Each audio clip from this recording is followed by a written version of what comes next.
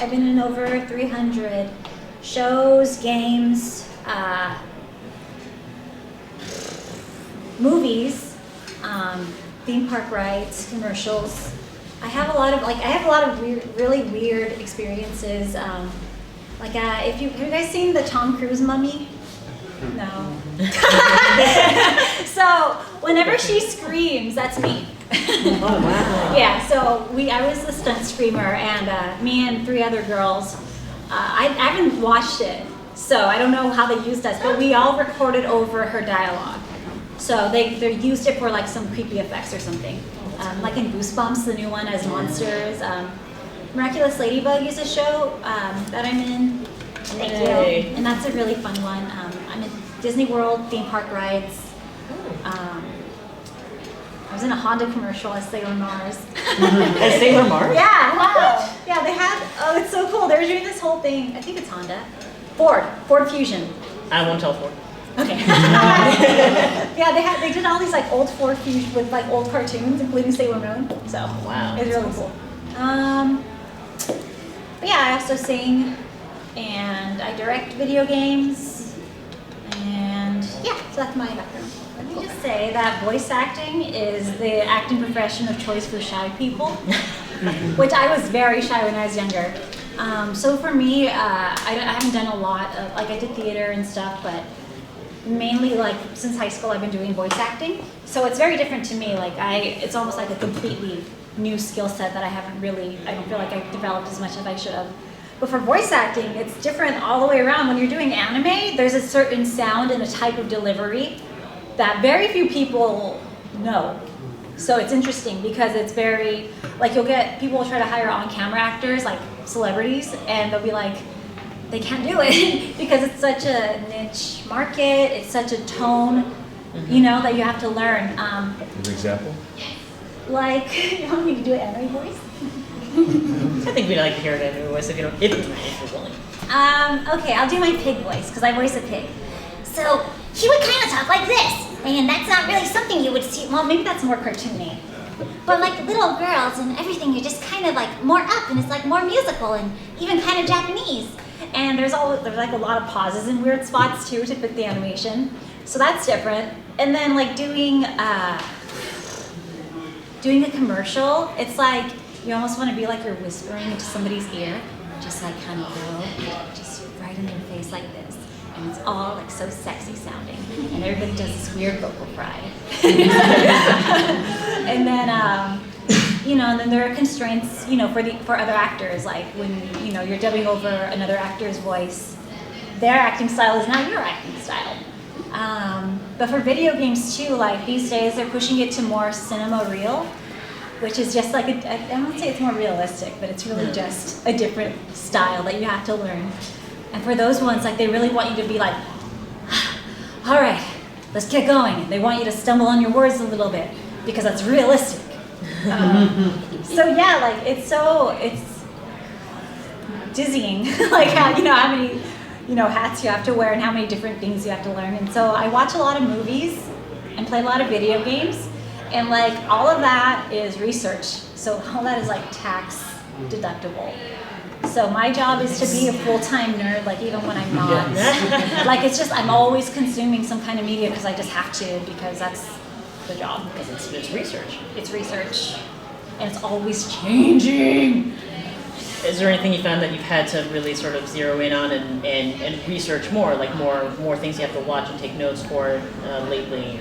Well, because I grew up with anime, like when I was first starting to get into more of like the AAA games, I would have to like really like, I don't know, change, like I had to be really conscious not to sound like an anime character, which is hard because I talk like this normally. So that was something. That kind of cadence. Yeah, I had like a weird cadence.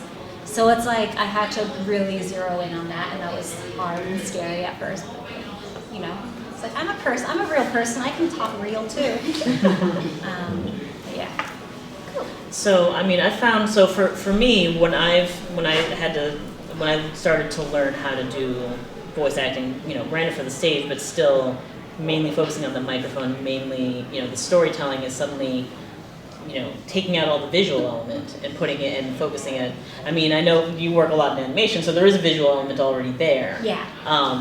But for me, when I've had to do audio drama, essentially, suddenly that I have to pay attention to where my performance is. Things that I might normally have done, and that the other people I work with, they might nod or they might move their eyebrows, they might take a certain stance, but suddenly they have to find a way to also convey that through their voice. Like they might need to put a tremble in to convey fear, or find some other way to put a smile in their voice. Do you find do you find those have you noticed that this is something that you really that is something you pay attention to even in animation? Yeah, and it's weird too because every director has their own idea of what it means. Mm-hmm. Oh yeah, because sometimes I'll be doing like fight sounds for video games. Well, that's got to be a challenge though, because those are like quick sound bites that keep having recorded. Yeah, so like I grew up playing Street Fighter and stuff. So luckily, because a lot of voice actors these days have grown up playing games, mm-hmm. I knew how to do it. But some people, it's really a challenge, especially if you're not familiar. Like, what am I doing? What is a kia? Is that what they call it? Well, because like when just written out? Yeah, it's like written like kya, haya, ta, to, that kind of stuff.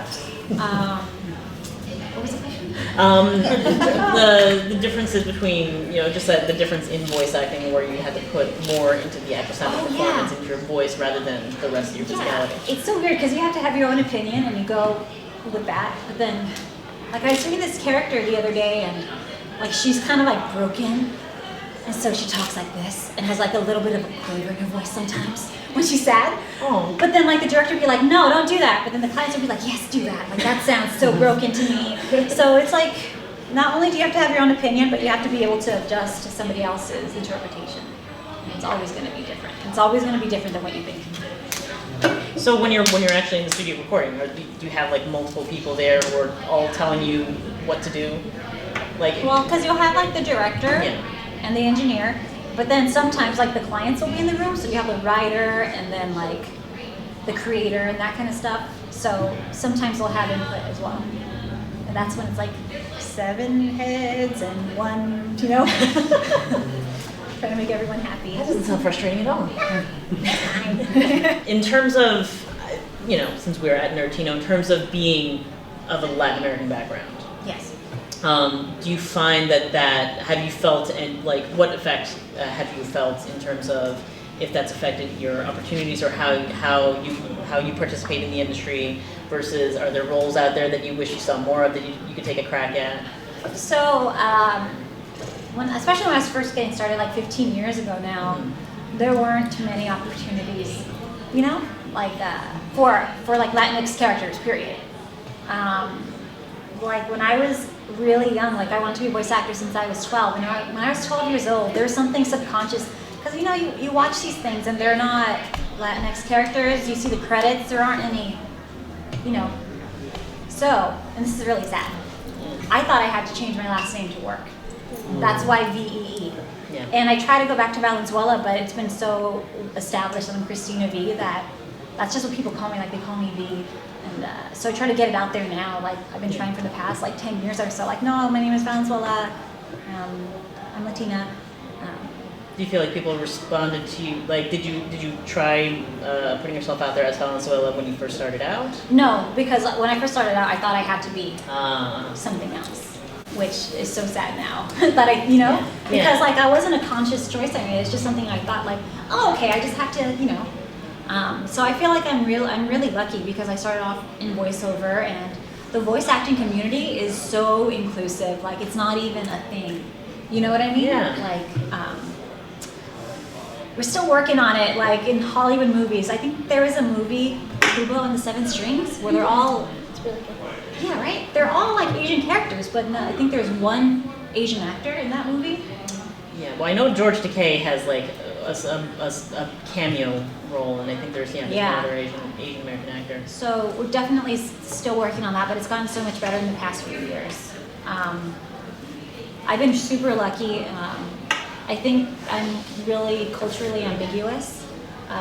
Sometimes I've been called white, mm-hmm. Filipina, black, and I did encounter one instance of racism in voice acting for a video game. And this is with the person who is notorious now for just being a bad person. But the one time, and I'll never forget this, I was 25 years old. I was a main character in like a JRPG. He didn't tell me to my face, but he told other people, like all the actors who would come in, the engineers, he told them I was too ghetto for the role, and he recast me. Seriously. So I went to a speech therapist, and like, what am I doing that sounds like, quote unquote, ethnic?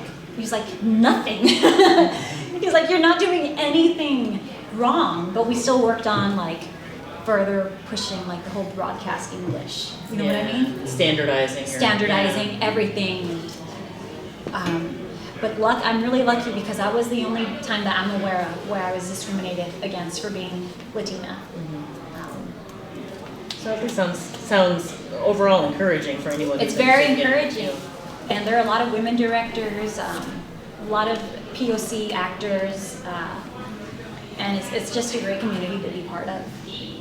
That's awesome. Thanks. Well, do you have any advice for anyone who might be interested in getting into voice acting? Yes. Whether it's industry tips or vocal tips? There's so many different paths to get there. Singing lessons really helped me a lot. It's just kind of just doing it. It's kind of like being a bodybuilder where your voice is a muscle and you have to keep using it. Even if you're not working right now, like do your vocal warm-ups, sing, just work on that muscle. Because it's just as important as acting muscle, which is something completely different. And like my kind of big in, quote unquote, was YouTube. Because I was part of like 2006 YouTube days. I was lucky enough to be seen by like the president of Bandai America, loved my stuff on YouTube. And that's how I started getting my first roles, because he cast me based on that. So yeah, just putting yourself out there, just doing it really, you know? And I will say, like, I know a lot of people are interested, but the percentage of people who actually go for it is so small. And I've seen so many, like, such success coming from people who have just put in the time. So it's not impossible at all. Like, I came from nothing, I didn't come from money. I didn't come from a family of actors, and it was just something I really, really loved. Do you find it, so, especially now that it's 2019, Yes. Do you find that things are now less geographically dependent? Like, I know, like, I don't know about anyone else, I like, had to finally build up the nerve to audition to something that was based out of California, but it was a remote audition. And so I'm wondering if that's something that, you know, that maybe people can find more opportunities for, or if it's really still something like you should be in LA or you should be in New York. Well, I'll tell you, for anime dubbing, there's no remote. Like, you have to be in studio, like, for a good reason, you have to be in studio. But I know a lot of people who, like, work from home. Like, you can do commercials. Like, the setups are so good now. Commercials, audiobooks, I know people who do that from home. And I'm not sure what it's like here, but in LA, they'll usually audition New York and Los Angeles actors, if they can. So there are a lot of opportunities and a lot of ways to do it. Like, you could just do it, you know? Just find, I know a lot of animators, like, there's a show called Victor and Valentino. I'm so sorry I'm talking so much, guys. There's a show called Victor and Valentino, which is a Latinx show. It's the first Latinx showrunner and creator in all of Cartoon Network history, and all of the actors. You know, I have Cristina Vee and Diego Milano, who's the creator. He made this, and he voices the lead character. You know, so it's a pretty good time. It's a really good time right now. That's awesome.